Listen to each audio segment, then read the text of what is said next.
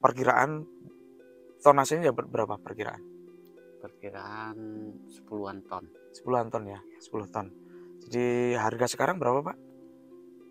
Harga per kilonya? Kalau yang kemarin harga 4.000, kalau sekarang ini udah 3.000-an. Udah 3.000-an ya? Ya.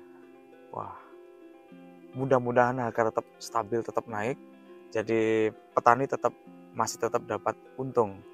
Halo sahabat dari TV, kali ini saya berada di kebun timun, timun Zatavi dan Batara di Desa Buantan Lestari di lahannya Bapak Santo. Nah, untuk terkait cara teknis budidaya, mari kita langsung wawancara beliau di kebun beliau ini. Mari kita diskusi dengan petaninya. Pak, sehat Pak? Alhamdulillah. Dengan Bapak siapa Pak? Namanya Pak Santo. Pak Santo. Di desa mana Pak tinggal? Desa Buantan Lestari. Lestari, alhamdulillah. Ini lagi nanam timun Pak ya? Ya. Nanam timun, varietasnya apa Pak? Varietasnya Batara dengan Zatavi. Batara dan Zatavi. Ini usianya udah berapa bulan ya? Usianya 50 hari. Udah 50 hari. Kita sambil aja. Udah 50 hari. Ini udah petikan ke berapa Pak? Ke-5 ini. Kelima ya? Oke. Petikan pertama dapatnya berapa kilo? Petikan pertama 1 kintal 10 kilo. Petikan kedua? Keduanya 3 lebih. 3 lebih. Yang terakhir Pak? Petikan yang terakhir? Yang terakhir kemarin dapat 470 kilo. 470. Populasinya berapa batang nih Pak? Estimasi perkiraan? Masih sekitar 6.000-an batang. 6.000 batang. Oke, kita lihat performa tanamannya. Ini daunnya sangat sehat ya. Jadi memang ini dimix antara timun Batara dan Zatavi. Jadi dikarenakan timun Zatavi ini buah bawahnya kurang dan Batara ini buah bawahnya sangat banyak di percabangan, maka tujuan dimix adalah untuk meningkatkan produksi dari timun Batara dan Zatavinya. Nah, Batara itu punya kelemahan di percabangan tengah, di cabang tengah itu bunga jantannya kurang, jadi bisa diasup dari bunga jantan dari timun Zatavi. Jadi tujuannya untuk peningkatan produksi dari kedua varietas tersebut.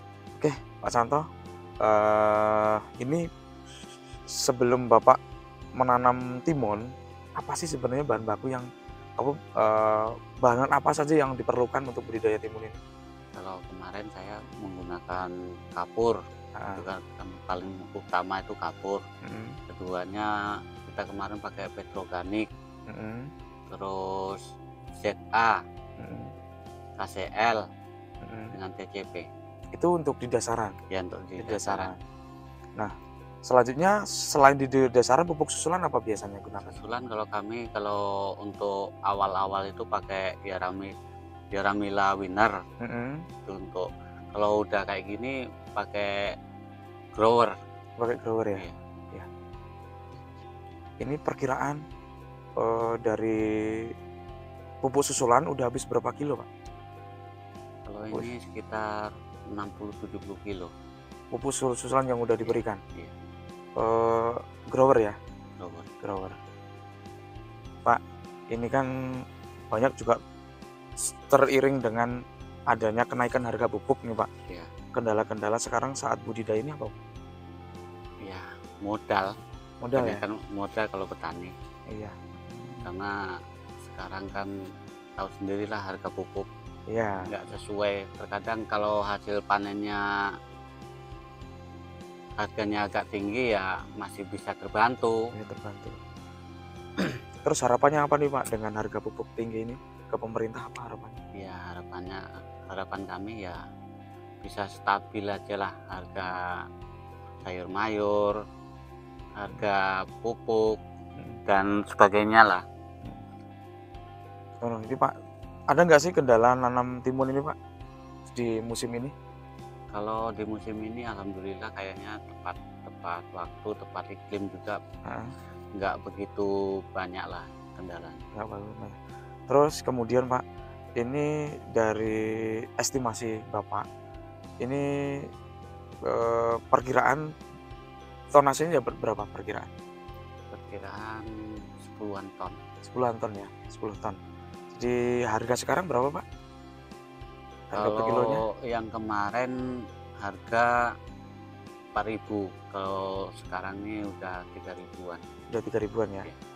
Wah, mudah-mudahan harga tetap stabil, tetap naik. Jadi petani masih tetap dapat untung.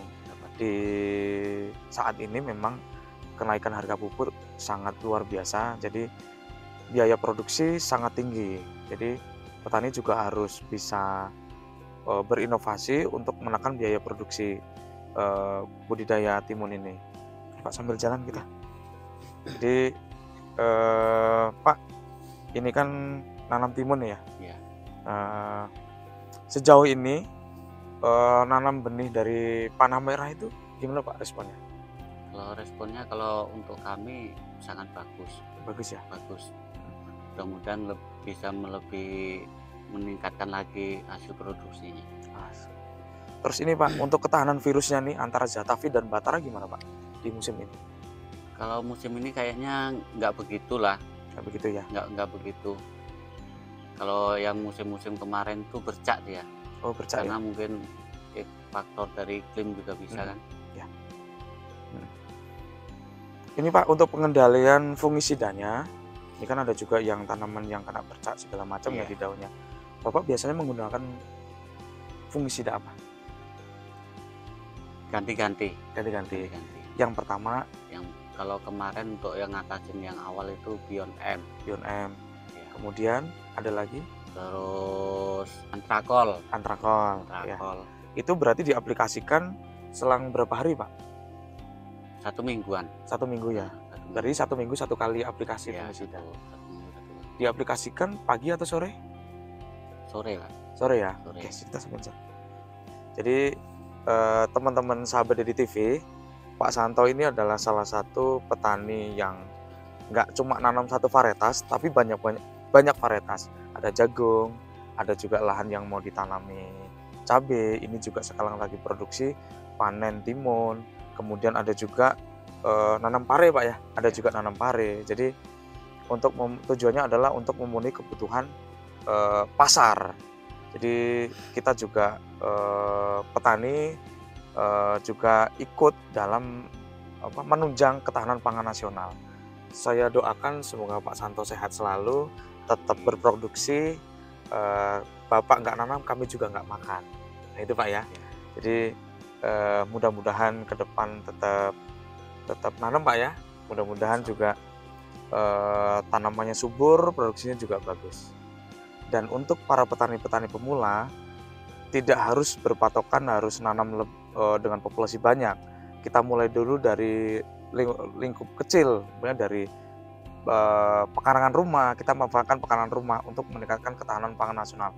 Kita mencegah adanya krisis pangan di tahun ini atau di tahun depan. Untuk tahap awal, tidak perlu harus modal besar. Cukup kita menanam di pekarangan rumah dengan cara menanam di media polybag atau memanfaatkan pekarangan rumah di sekitaran rumah, tahap kecil. Nah itu untuk dijadikan kita pembelajaran yang pertama. Yang kedua, untuk memenuhi kebutuhan keluarga agar pemenuhan kebutuhan gizi di rumah tangga itu tercukupi. Nah selanjutnya teman-teman semua bisa mempraktekkan secara langsung dengan modal kecil mulai dari rumah. Kemudian kita udah tahu cara budidaya pengendaliannya, baru kita praktek langsung di lapangan dengan skala yang agak lumayan luas.